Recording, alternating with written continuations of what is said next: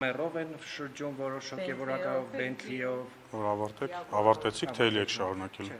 Եթե ավարտեցիք, պատասխանեմ։ Շատ լավ, քիչ առաջ դուք օրինակ խոսեցիք, որ Աննա Հակոբյանը գրառում է կատարել, որով հերքել է որևէ ձևով 8 սուպերմարկետների կապը, հա, իր հետ եւ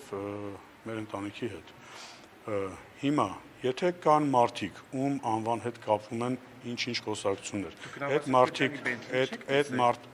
ես էլի եմ ասում, այդ մարդկանց հետ կապված, այդ մարդիկ ամեն ինչ անում են, բայց խուսափում են հերքել իրենց առաջադրված այդ կասկածները, որ չգիտեմ, թե տեսաձայնագրության հետ կապված, թե այլ հարցերի հետ կապված, շատ, եթե կարելի է,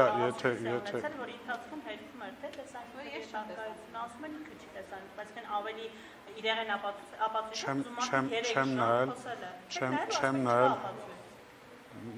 ինչ անշանակում, ես ասեմ չկա ապացույց, ասեց չի հերքում, ես ընդհանրապես չեմ ասել, որ ապացույց չկա։ Դուք ասում եք հերքում եք, հիմա ես ասում եմ, այդ նույն հերքերը Արշակ Սրբազանն է հերքում։ Ես տեսել եմ մեկ այլ տեսանյութ, որտեղ Արշակ Սրբազանը ասում է, տեսանյութը իրական է, պետք է անդրադառնալ բովանդակությանը, որը չգիտեմ, կեղծ է կամ ինչ է։ Հիմա թող Արշակ Սրբազանը, ես չեմ նայել, բայց ձեր պնդման, հիմա դուք ասում եք, որ ինքը ասում է, որ չկա նման տեսանյութ, կամ իր հետ կապ չունի, բայց նախորդ իր հարցազրույցից մեկի ժամանակ ասում է, որ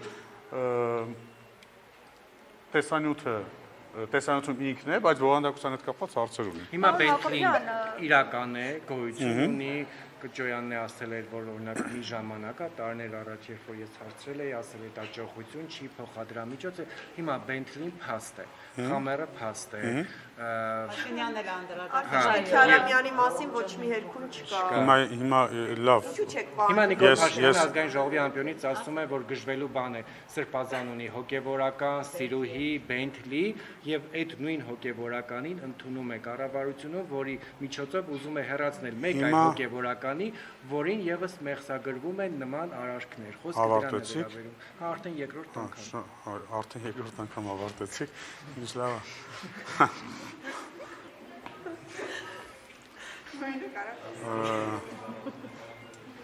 Լավ,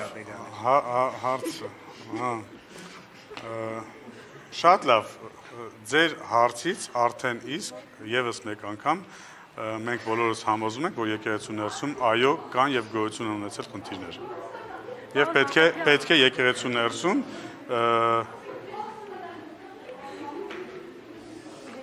մաքրման աշխատանքներ տեղի ունենան։